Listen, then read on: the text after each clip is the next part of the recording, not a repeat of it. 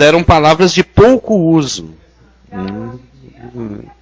Hoje em dia, no advento da internet, podemos começar então? Ok? Gravando? Bom dia, como diz aqui, tem um irmão que vem aqui na frente, né? Bom dia, Senhor Jesus, bom dia, Espírito Santo, bom dia, irmãos, Cidas e Cidos e Cidinhos. Hoje, dia 24, não? Boju.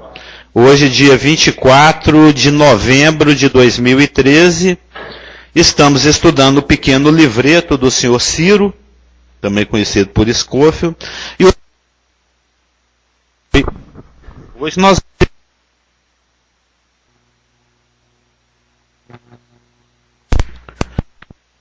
das duas ressurreições. É o quarto estudo do Scofield lá. Terminamos o estudo dos dois adventos. Antes do estudo dos dois adventos teve o estudo das sete dispensações. E antes do estudo das sete dispensações tivemos judeu, gentio e igreja. Antes, contudo, no entanto, vamos orar? Vamos? Já acordou, Elaine? Está acordado? Eu e o Juarez estamos acordados que nós tomamos café. O Rafa também, o copo está até ali do lado dele. Café é bom. Paizinho amado, em nome de Jesus, somos gratos pela tua presença, somos gratos pela tua alegria no nosso coração, somos gratos pelo privilégio de estarmos aqui, pela tua permissão, pela tua vontade, para te adorar, para te louvar, para te bendizer, para aprendermos mais de ti. Por isso te rogamos que o Senhor unja e abra os nossos corações, as nossas mentes, os nossos ouvidos, para que estejamos atentos àquilo que o Senhor tem nos falar, que pode ser algo que nos salve ainda hoje ou durante essa semana. Sabemos do poder da tua palavra, o Evangelho é poderoso, e por isso somos gratos, porque o Senhor tem essa provisão para nós, e porque o Senhor nos ama. Em nome de Jesus, sem quem nada podemos fazer, é que oramos. Amém. Quando se estuda o assunto ressurreição, tem um capítulo que, como diz o Valdemar Leal Lucas, é sine qua non. Que capítulo é esse? Quando a gente estuda, vai na Bíblia para estudar a ressurreição, tem um capítulo de um livro aí do Novo Testamento que ele é sine qua non. Do Novo Testamento. Oi? Primeiro, o Cliff sabe, o Cliff, professor de escola dominical, ele não está querendo falar. 1 Coríntios 15. 1 Coríntios 15. Bom dia. Amâncio. Tem uma propaganda com o nome dele, né? Amâncio. Você sabe que desde a semana passada que Deus continua te amando. Ele não mudou de opinião, não. Ele não muda de opinião. Nele não há sombra de variação. Nele. Ele não fala isso em Tiago. O nosso humor muda. Tem até pessoas que são bipolares, né? Tem pessoas que você convê que num dia te abraça, no outro dia tá rosnando. Deus não, Deus está sempre de braços abertos. Né? Tem até aquela musiquinha, na mesma casa tem. Né? Ele está sempre de portas e de braços abertos. E viu, senhor Amâncio? Eu te vi nas fotos do evangelismo lá. Soma 111, você viu, né? Hoje nós vamos... Eu acho que vai ser só por hoje, porque é um assunto muito exíguo, né, assim, didaticamente falando, não na sua extensão doutrinária. No Scofield são só 2 folhinhas. A Elaine tem ali. E é um assunto muito básico. É um assunto básico e de suma importância para a nossa fé. Viu, senhor Marcelo, senhor Amâncio? Hoje o nosso assunto são as 2 ressurreições. Porque bom dia, as garotas. Quando se estuda esse assunto ressurreição, tem um assunto que, tem um capítulo, tem uma passagem na Bíblia, que é o que os livretos aí de escola dominical chamam de texto áureo, né? Aquele texto mais dourado, é o texto principal, que os irmãos jamais se esqueçam disso. Porque daqui 20 anos, quando outro professor de escola dominical perguntar qual que é o capítulo mais pertinente ao assunto de ressurreição, aí todo mundo fala junto assim, 1 Coríntios 15, professor. 1 Coríntios 15, ele fala da importância, da centralidade, ele fala do quão fundamental é para a nossa fé a ressurreição. Porque todo o pesadelo existencial, né? Hebreus, inclusive, fala que Jesus Cristo ele veio para desfazer as obras do diabo e para livrar-nos do temor da morte e daquele que tem o poder de matar, que é Satanás. Eu não sei, eu sou meio atípico, como diz a Lulu, eu não sou padrão para nada, mas a maioria das pessoas tem muito medo de morrer. As pessoas que não conhecem a Cristo. Se tem alguém que conhece a Cristo e tem medo de morrer, porque ele ainda não entendeu perfeitamente as Escrituras. Mas a morte, para aquele que não conhece a Cristo, é um grande mistério. Eu tenho um tio, por exemplo, isso aconteceu há muitos 200 anos atrás aí, ele estava lá nos seus estertores, ele estava morrendo e tiveram que deitar ele na marra, na cama para ele morrer. Ele não queria morrer de jeito nenhum, ele não queria deitar para receber a morte, porque eu não sei o que vai acontecer do lado de lá. E para quem não tem a luz verdadeira que ilumina todo homem, que é Jesus Cristo, eu falo como Paulo, né? Para mim viver é Cristo, morrer é lucro. Para nós é lucro. Preciosa para o Senhor são a morte dos seus santos. Nós temos já o futuro garantido, né? Nosso preço já foi pago lá na cruz e nós já recebemos isso pela fé. Mas quem tem aquele seu olho tampado pelas mãozinhas do diabo, né? Que o diabo vem atrás do incrédulo assim, falando, adivinha quem é, né? Ele põe a mão no olho da pessoa e a pessoa fala assim, não sei isso, e vai continuar não sabendo. Depois lá no inferno eu te falo, né? Ele cega o entendimento das pessoas para que as pessoas não percebam o poder de Jesus Cristo manifesto no Evangelho, que é o poder para a salvação de todo aquele que crê. Então a morte é o grande mistério da humanidade. É o grande mistério de todas as civilizações, de todas as culturas, né? Os egípcios, os hindus e por aí vai. Cada um tem a sua teoria. Cada um tem aquilo que ele supõe que possa ser, que porventura aconteça do lado de lá. Alguns até têm bastante convicção errada do que vai acontecer. Que é o caso, por exemplo, daqueles que seguem a doutrina de Kardec, né? Kardec, ele ensinou profundamente e erradamente na mentira a respeito das coisas que acontecem depois da morte. Isso é um engano que leva muitos para um lugar que não é o lugar que Deus gostaria que se fosse.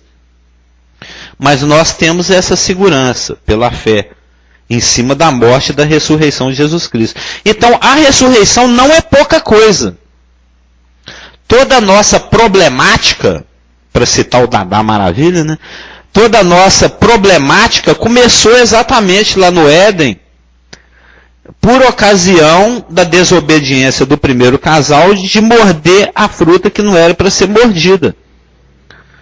Porque Deus havia dado uma ordem, olha, de todas as árvores do jardim comereis livremente, mas da árvore do conhecimento do bem e do mal, dela não comereis, porque no dia que dela comerdes, com certeza você vai morrer. E infelizmente isso aconteceu, e a morte foi introduzida no DNA humano, foi introduzida na humanidade, e Adão gerou seu filho Sete com tantos anos, e depois disso ele viveu mais tantos anos e como dizia o outro lá na escolinha, né? Morreu. Sete viveu tantos anos e e com a idade de tantos ele gerou um filho chamado Enos, e depois que ele teve esse filho chamado Enos, ele viveu mais tantos anos e morreu. E por aí vai, lembra desse personagem? Morreu. E vem acontecendo assim, o Enos morreu, o Sete morreu, o Matusalém viveu muito, mas morreu 969 anos. O Noé morreu, o Sem morreu, o Abraão morreu, meu pai um dia vai morrer, eu vou morrer, meus filhos vão morrer, todos nós vamos morrer. E a morte é a desgraça, ela está aí. É a separação de Deus, consequência do ato de desobediência de Adão. Então, alguém que vai na morte e levanta, não é pouca coisa não. Alguém que consegue sozinho. Porque muitas vezes quando você está evangelizando, isso é outra das mentirinhas branquinhas e singelas inocentes de Satanás, né?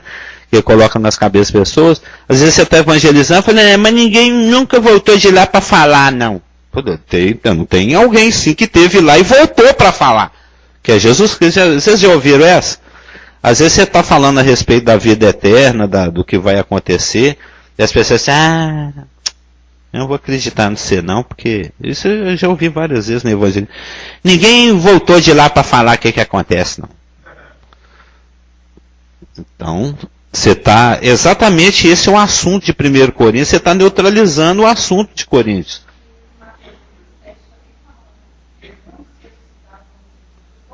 Sim, mas nós estamos falando aqui principalmente daquela ressurreição. Você está citando o Scofield aí do texto dele de Mateus 27, 52, 53. Na realidade, muitos voltaram. O Lázaro voltou.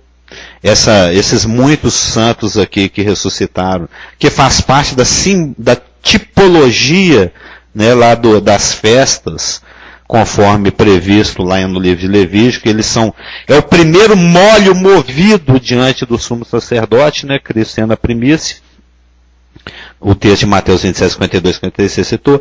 Teve lá o rapaz que ao cair sobre os ossos de Eliseu também ressuscitou. Nós lemos agora recentemente, acho que foi no estudo de quinta-feira, o filho da viúva de Naim, né?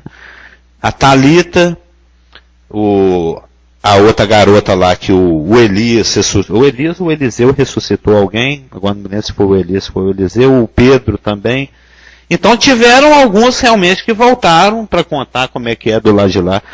Porque eu duvido que o Lázaro, né, fedendo e pulando ou rolando, depois de sair do túmulo, duvido que, mulher curiosa, né? Duvido que as irmãs dele, a Marta e a Maria, não chegavam, e é isso, como é que é? Como é que é do lado de lá? O que aconteceu? O que você viu? É muito provável. Então eles tiveram vários que voltaram do lado de lá e contaram como é que é a situação lá. Mas, como diz o pastor Geral, que gosta muito dessa expressão, o único que ressuscitou ek necron, né? Aquele que ressuscitou, que foi tirado para fora dos mortos, para lá nunca mais voltar, o primeiro foi Jesus Cristo. Lázaro morreu, eu até vi uma pregação na internet outro dia, o homem que morreu 2 vezes, o Lázaro, né? Ele morreu, foi ressuscitado, passou um tempo e morreu de novo. Todos esses aí, nós estamos até para fazer um estudo de ressurreição, ele está parado já tem mais de mês. A gente pretende fazer um quadro assim, mostrando todo mundo que já andou ressuscitando por aí, todos esses que foram ressuscitados ao longo da história, eles voltaram a morrer. Jesus Cristo não. Jesus Cristo ressuscitou e está vivo. E nunca mais vai morrer. Ele é... Apocalipse 1, nós estudamos recentemente, agora uns 2 anos atrás, nós estudamos aqui em Apocalipse 1,18. E aquele que vive, estive morto, mas eis que estou vivo pelos séculos dos séculos, e tenho as chaves da morte e do inferno. Ele esteve vivo, esteve morto, e agora está vivo novamente e eternamente. E esse é o assunto de Coríntios. Porque rolou um boato lá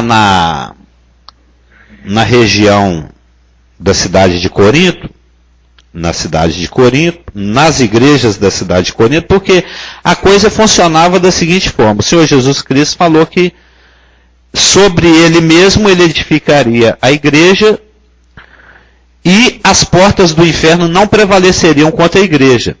Se ele faz uma promessa de que as portas do inferno não prevalecem contra a igreja, isso significa que vai haver investida do inferno contra a igreja. Não seja tolo a ponto de pensar que você está de férias aqui. Que você está aqui a passeio, né? Muito pelo contrário, nós já estudamos isso aqui, nós estamos em plena batalha. Nós estamos em plena guerra. O soldado ficar de bobeira na guerra, ele dança.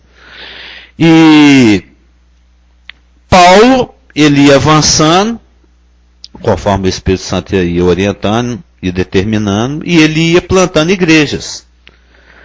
Na sequência vinham os plantadores de joio, né? Vinha a galera do mal que tentava desvirtuar a doutrina e o comportamento que haviam sido colocadas pelo Espírito Santo através de Paulo e os seus ajudantes, Timóteo, Tito, todos aqueles outros, né? Epafrodito e etc., colocado ali naquele lugar. Corinto passou por essa situação. Todas essas igrejas passam por essa situação. Todos nós passamos por essa situação. O ensino é colocado aqui no púlpito, buscando ser fiel no Senhor ao máximo possível dentro daquilo que está exposto coerentemente pelas Escrituras. E é óbvio que durante a semana, Satanás vai trazer os agentes dele para cochichar coisinha aqui no seu ouvido, na segunda-feira, na terça-feira. Às vezes até no almoço em família, né, à tarde, né, com familiares que não são incrédulos, que não são crentes, porque Satanás, ele gosta principalmente de usar a familiaridade. Aliás, Jesus Cristo falou que os piores inimigos se levantam dentro da própria família, né? Os irmãos contra irmãos, pais contra os filhos, etc. O Pedro ali pertinho de Jesus, ele mesmo chegou lá com aquele papinho do diabo, né? Ô mestre, que é isso? Tem dó de ti mesmo? Vai entrar nessa aí de morrer, você está doido? Fica de boa aí. E Jesus Cristo o repreendeu severamente. Como é que é aquela palavra? É o agora imprecou, né? O repreendeu severamente. E isso com certeza vai acontecer conosco, e acontece. Ontem mesmo, eu nunca vi um passarinho tão rápido. Porque o evangelizar é como jogar sementes. A nossa função é jogar a semente. É jogar a palavra do Senhor no ar. Jogar por aí, vai jogando. Aonde vai cair, eu penso muito isso, por exemplo, ontem quando eu estava pregando lá, e toda vez que a gente está ali perfilado, evangelizando, eu estou orando, o que eu vejo ali tem aquela, ontem tinha o que, o pastor já tinha ali umas 60 pessoas, né? Muita gente.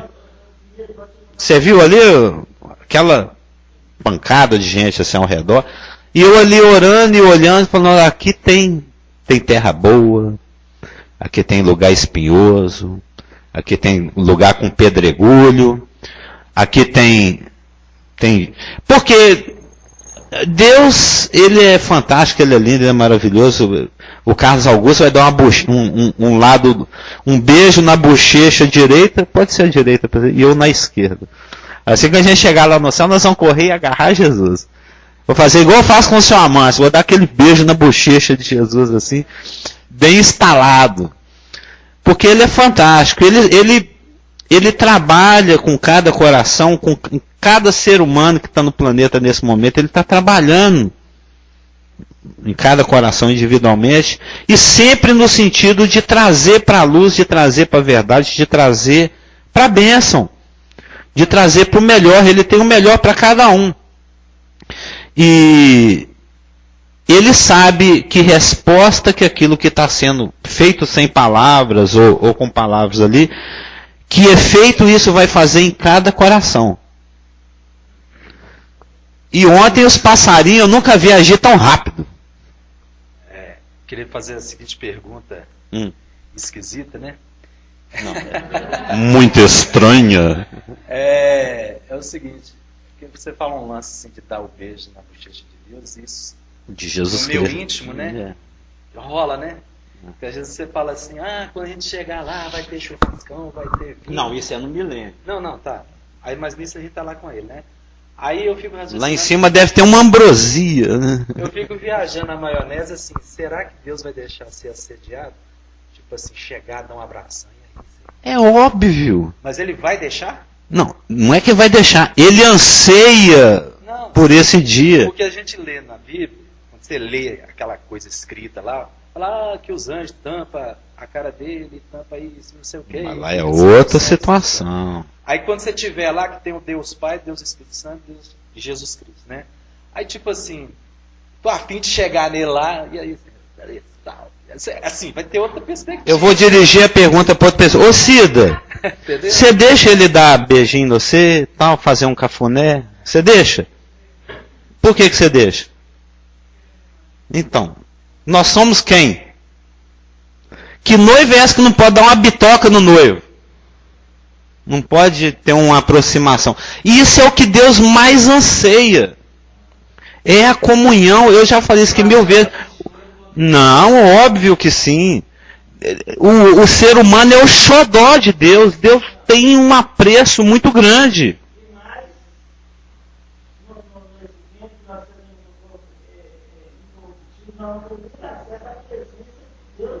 Sim. Nada. Sem rugas. É porque a situação que você estava colocando lá dos serafins, né, que tinham 6 ares, ali é um profeta que está representando uma nação em pecado. É outra situação, é outra dispensação. Na cabeça de Deus, então, tipo assim, como eu moro lá na minha casa e tal, eu chego já Ele não deve gostar muito não, mas... um agarro nela, aí tipo assim... Ele está naquela idade, se qual é que é a sua, pai? Oi, que é isso? Mas assim, a gente tem família. Assim, né? Eu parto do princípio que quando eu estiver lá na glória, em nome de Jesus Cristo, Amém. eu estou a fim de dar um beijo dela. Claro. É o que eu estou falando, você vai beijar de um lado e eu do outro. Eu também, eu vou falar assim com o João. João, sai daí que agora é meu. Que o João tinha aquela, né, pra você ver, aquilo ali é o suprassumo do desejo de Deus. O João ficava, ó, deitado no peito de Jesus, não queria, igual ontem eu visitei o Filipinho, mas eu fiquei no grude com ele o tempo inteiro. Se tentar tirar ele do meu colo, ele grita, ele não desgarra de mim não, porque já tinha mais de uma semana já não se via. E ele tem muito apego comigo e eu com ele. E a gente vai ver as galinhas, e vai ver os cavalos, e vai ver os cachorros. Eu sou muito interativo, eu sou meio moleque, né? A minha sogra achou mó barato, eu sentado lá no passeio, no chão, as pessoas passando, olhando. Eu lá, em frente a um galinheiro com ele, sentado no chão, comprei pão, fiquei jogando pão para as galinhas, brincando com as galinhas. E ele gosta disso, criança gosta, acho que é isso que fez com que eu conquistasse o coração dele, é a interatividade. A criança gosta de interatividade, de você fazer careta, esse trem.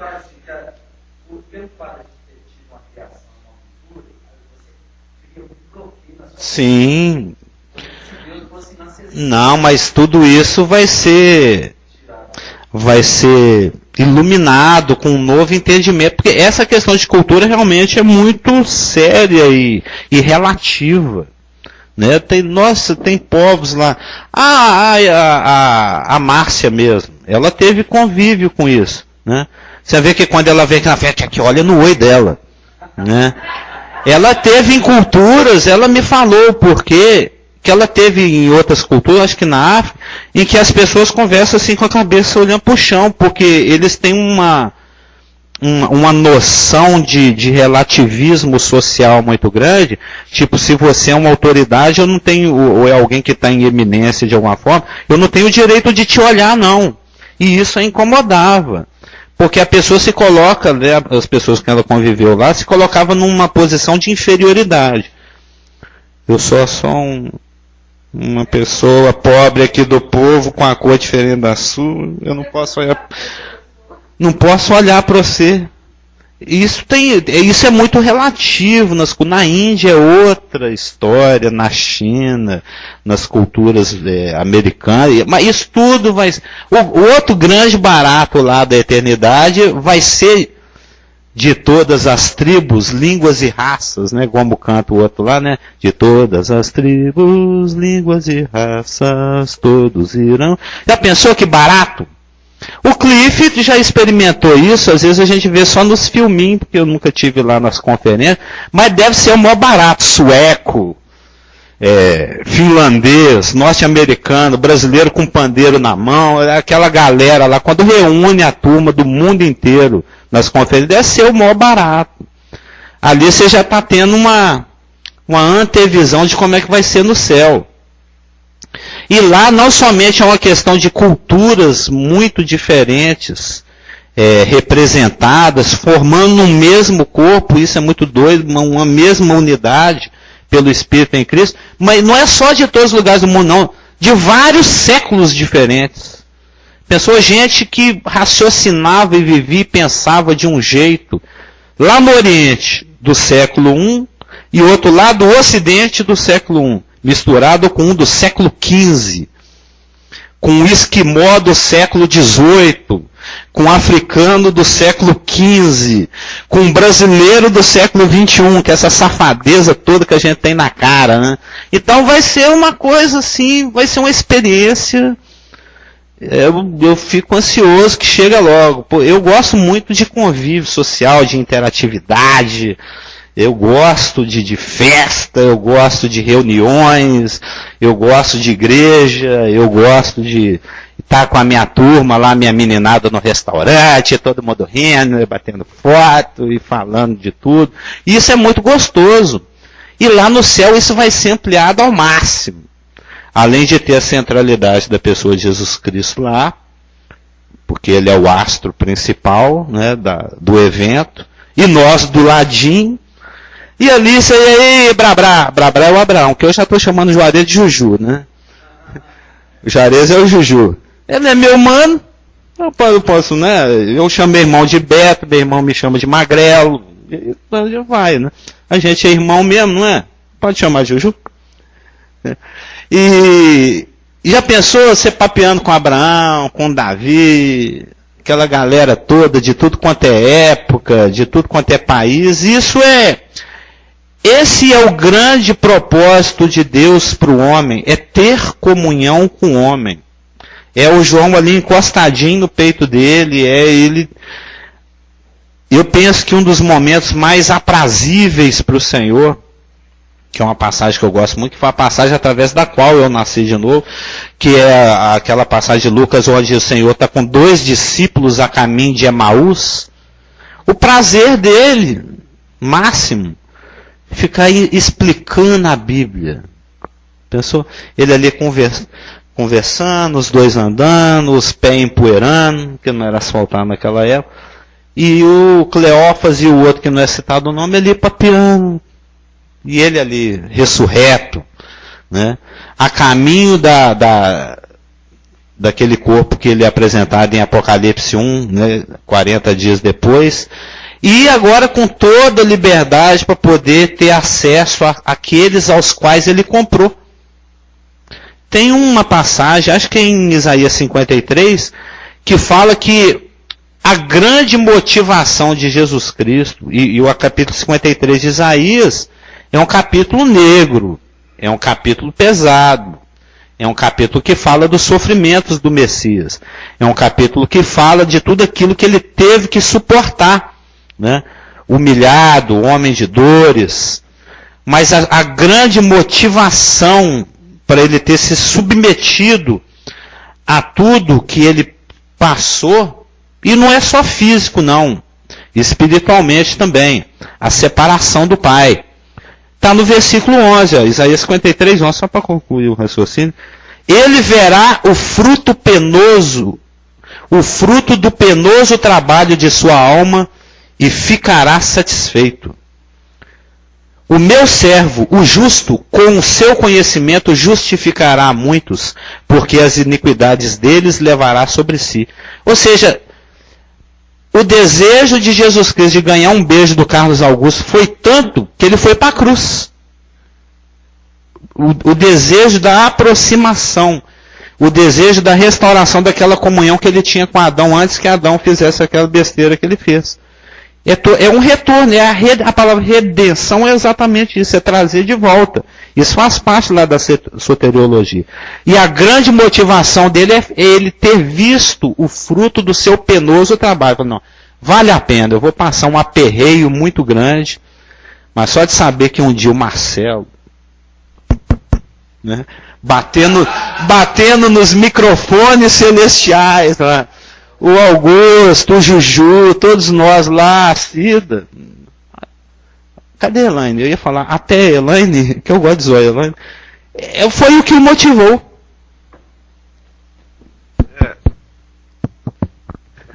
Eu acho que tá ligado. Ligado? Tá dando pra escutar. Fez um toque-toque.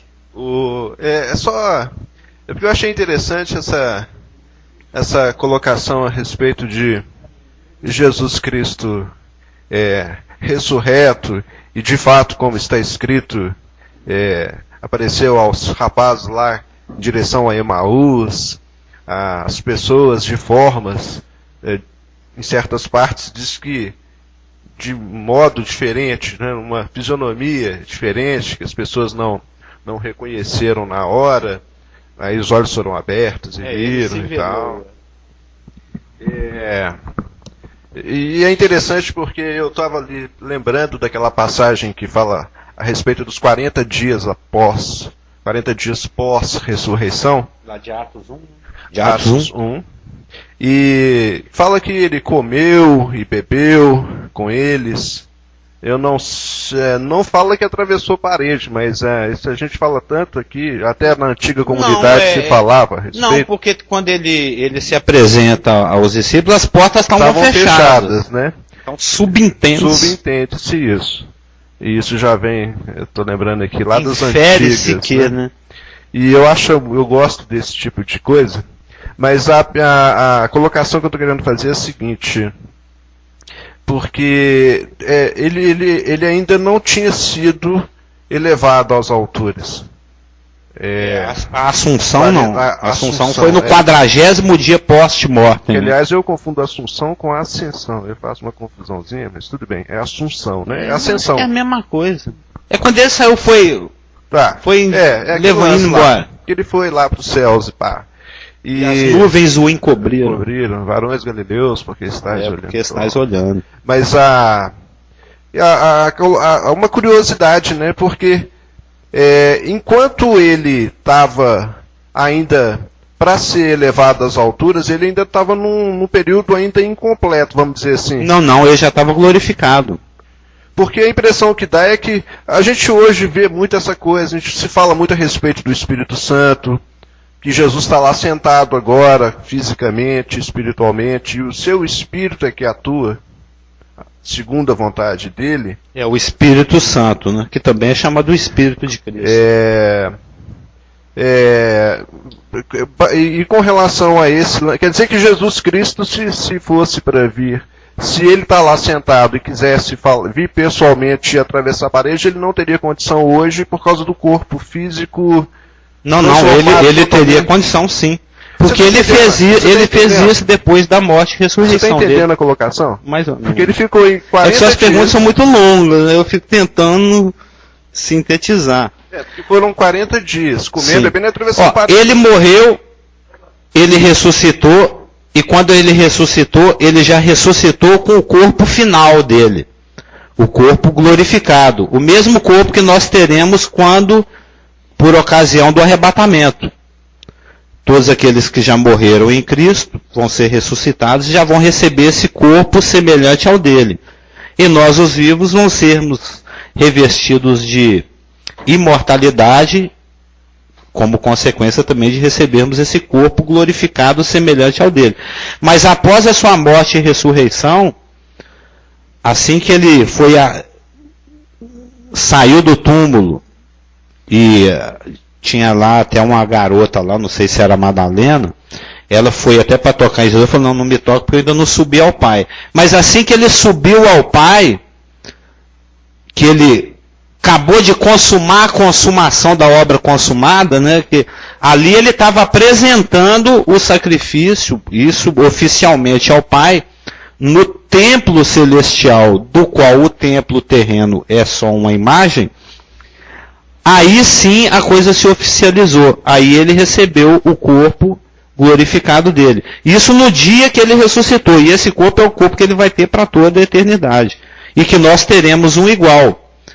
Então, se ele está sentado à destra de Deus, ele está retido pelos céus até o momento oportuno que Deus Pai vai decidir que momento é que ele deve sair de lá e vir aqui para aparecer para Israel no final, e as nações no final da tribulação. Aliás, 7 anos antes ele vem aqui nos buscar.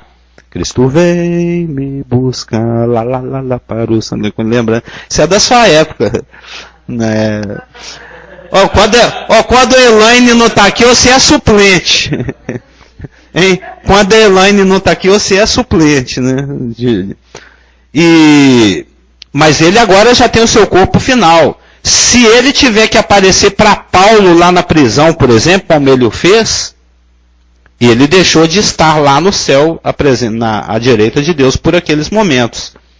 Tem uma passagem em Atos, em que ele vai até a prisão aonde Paulo está. E se assenta ao lado dele e bate um papo com ele.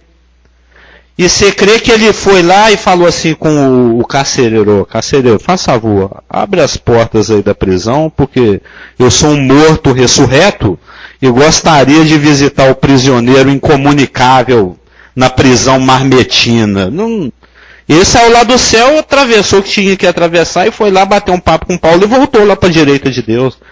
Ele não tem 2 Jesus, 2 corpos, um espiritual e um físico. É um Jesus só, com um corpo único e físico, aquele mesmo que foi gerado no ventre de Maria, que viveu 30 e alguns anos, que morreu, não sofreu corrupção, que foi levantado pelo poder de Deus e que está sentado à direita de Deus nesse momento.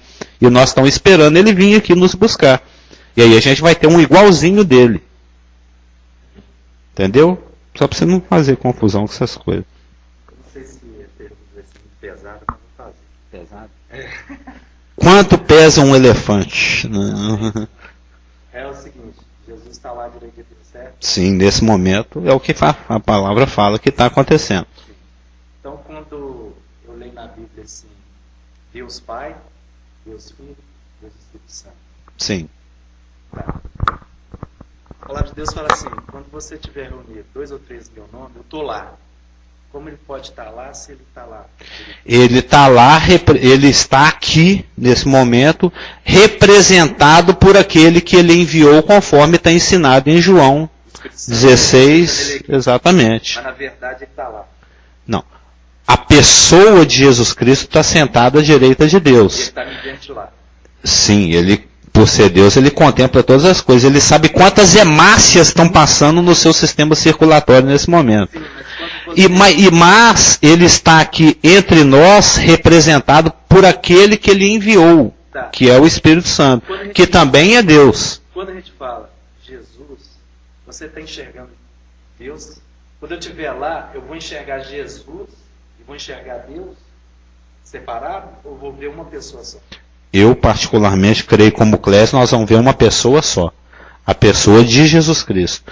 Agora, tem, por outro lado, por nós estarmos em outra realidade, com corpos glorificados, pode ser que nós tenhamos o discernimento de perceber as coisas de uma forma diferenciada.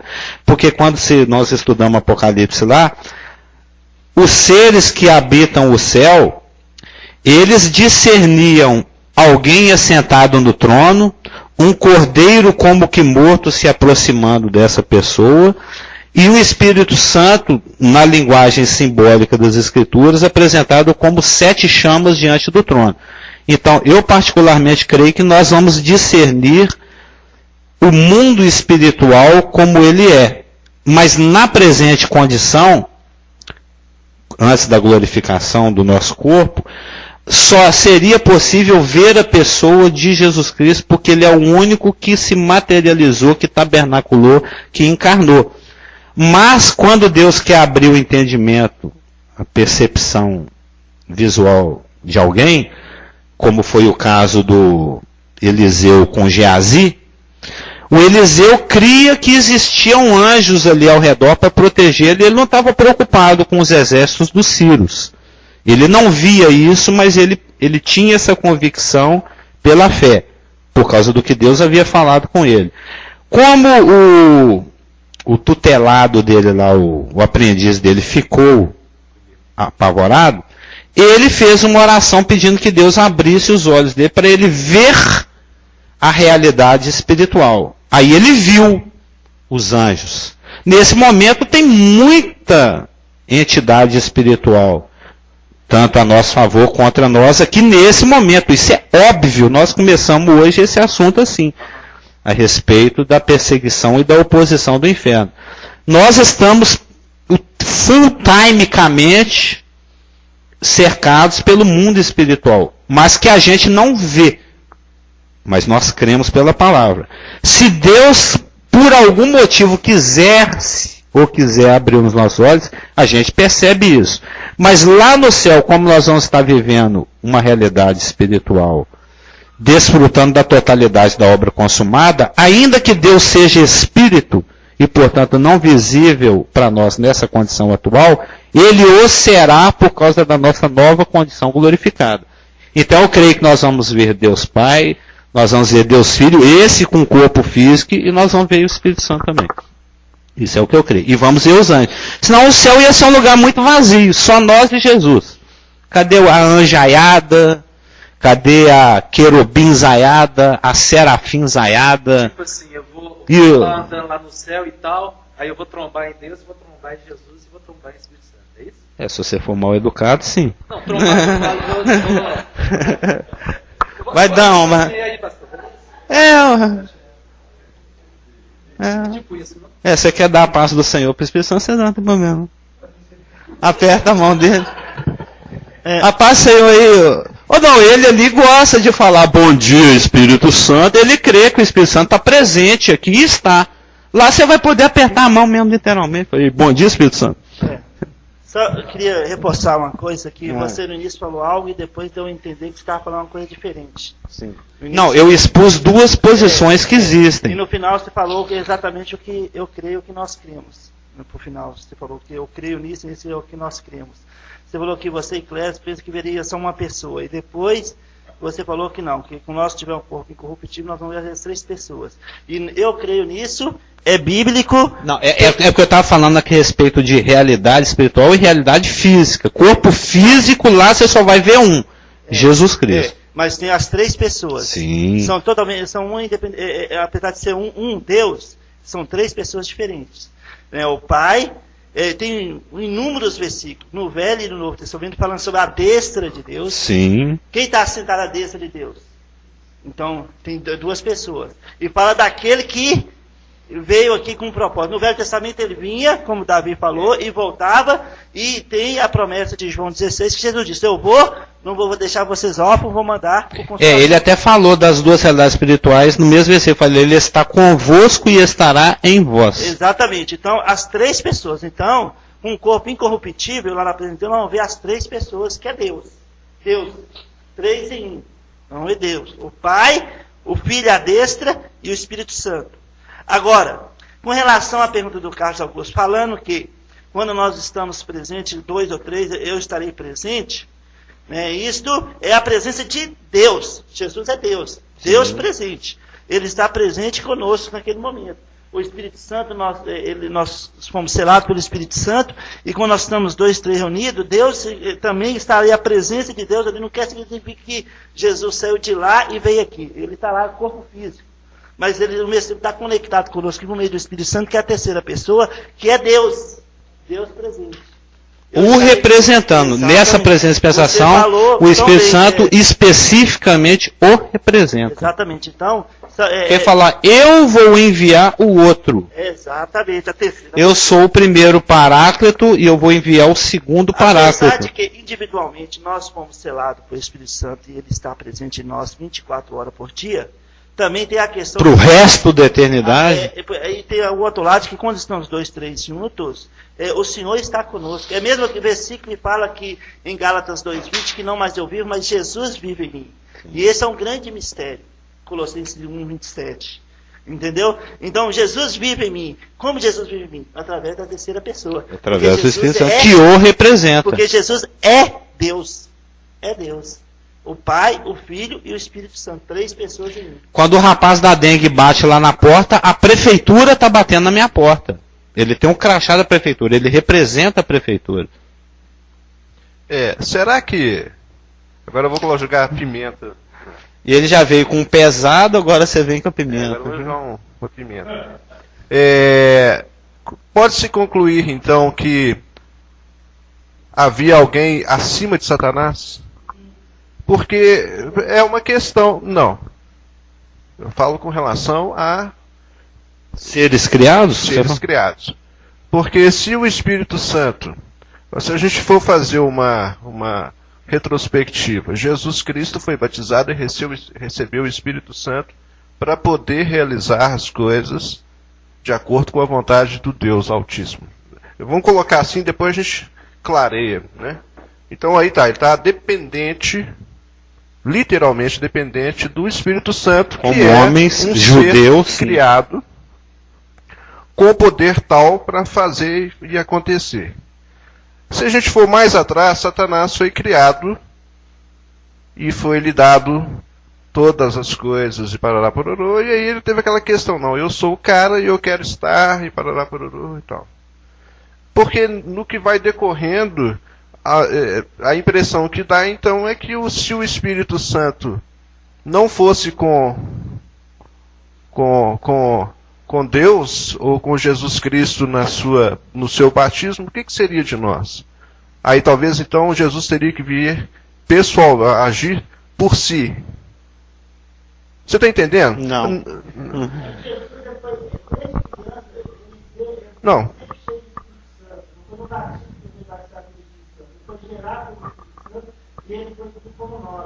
Ele sempre foi plenamente habitado pelo Espírito Santo.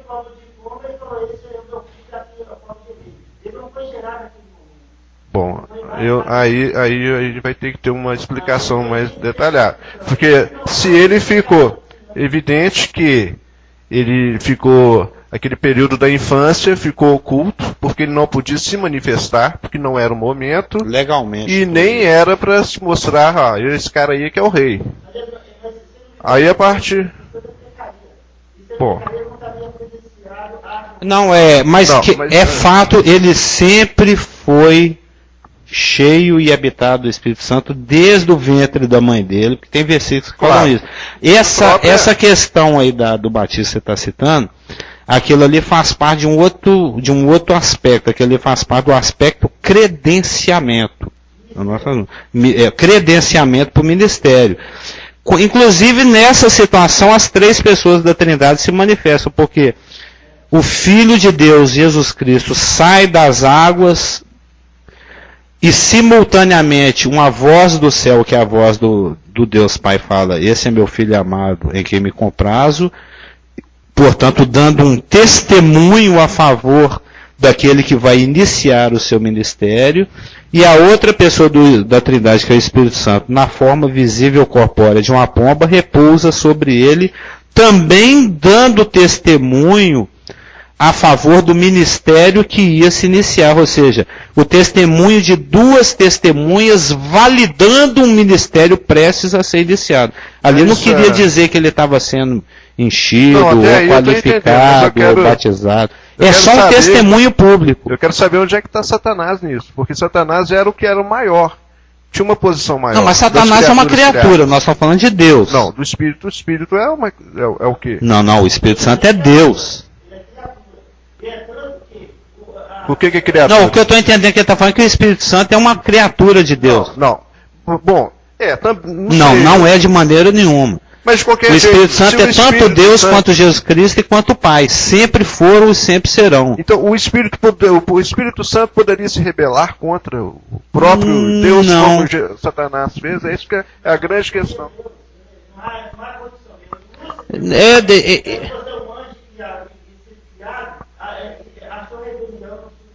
Sim. Se existia, a palavra não revelou. Acima de Lúcifer só existia Deus nas suas três pessoas. E se existisse alguém entre ele e Deus, lá na fala dele de Isaías, ele diria assim: eu vou lá no noroeste derrubar o assessor fulano para depois ir lá em Deus. Ou seja, acima dele só existia Deus nas suas três pessoas, coiguais, Pai, Filho e Espírito Santo. Não, é uma pessoa mesmo. É uma pessoa tanto quanto eu ou você, dotado de vontade, dotado de intelecto, dotado de sentimentos, porque nós já estudamos isso aqui, o que caracteriza uma pessoa é o fato dela ter intelecto, emoções e vontade. E ele tem intelecto, ele tem capacidade de pensar e de decidir e emoções. Inclusive ele sente ciúme. Então ele tem emoções. E aí é outra história. Aí nós estamos falando de criatura. Por enquanto nós estamos falando de Deus. Nós já estudamos em satanologia. Lúcifer, ele é uma criatura de Deus, como todos os anjos, só que na hierarquia dos anjos, ele era uma posição hierárquica bem elevada. Ele era o responsável pela adoração diante de Deus. Então ele tinha uma autoridade maior, mas ele não tirava a condição dele de criatura de Deus. É tanto que ele é o maior enganado de todos os enganados, porque ele tenta ainda se convencer que ele vai conseguir vitória sobre Deus. E ele vai tentar até o fim. Depois de 1000 anos no abismo, vai soltar ele lá no final do milênio, ele vai fazer uma tentativa. Ele é brasileiro, ele não desiste nunca. Ele sabe que Deus é brasileiro, acho que Satanás é brasileiro. Mas viu, irmão, não confunda. O Espírito Santo é uma pessoa. E ele é Deus. Tão Deus quanto o Pai e o Senhor Jesus Cristo. Entendeu?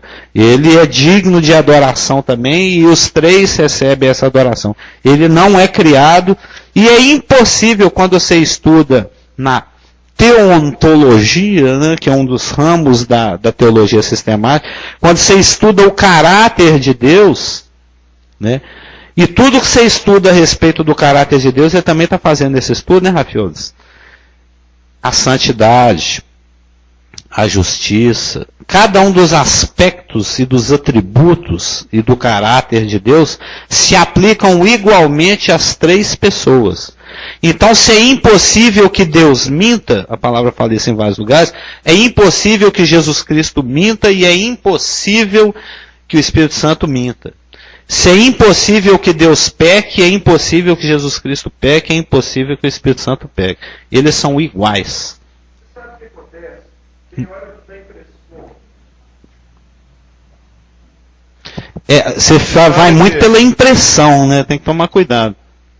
Porque se não fosse então aqueles outros que falam que é uma energia de Deus... Não, mas isso é péssimo, né? Isso é aqueles idiotas dos testemunhos de Jeová que falam isso. Não, pois é, porque não é só esse ponto, porque tem, além desse, tem outros que também que fazem cair por terra. Mas esses são hereges. Mas se fosse só essa questão, no caso da energia, aí nós teríamos uma...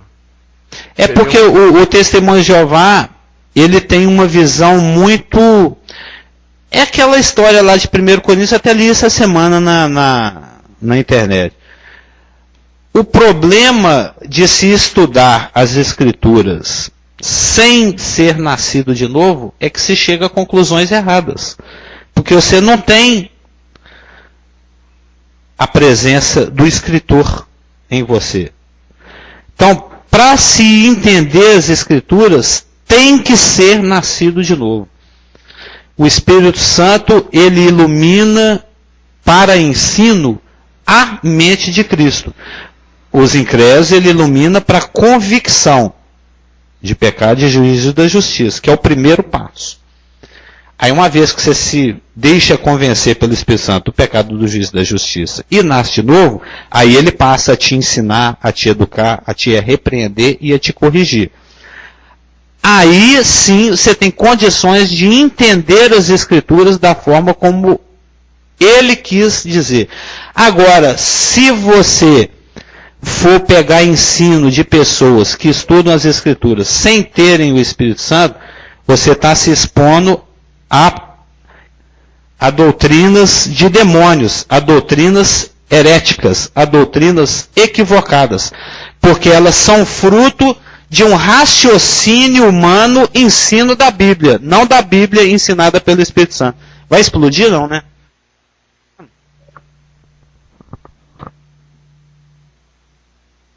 Pensei que tinha que sair correndo aqui. Agora, com relação a... Mas, ó, não entra, né, de ouvir testemunho de Jeová não, que é frio, hein? Não, eu estou só fazendo comparações para que... Eles não creem que Jesus Cristo é Deus e nem que o Espírito Santo é Deus. Eu não vou entrar nessa questão, porque eu sei. Eu já fui, inclusive, já frequentei na minha época.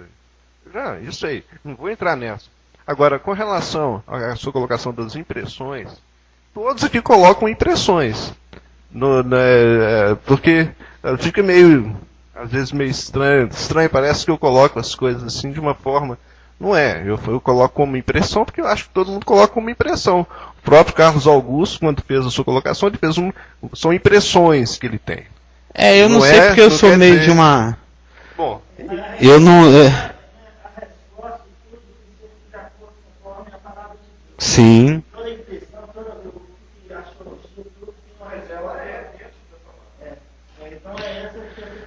Mas vamos encerrar para a gente começar.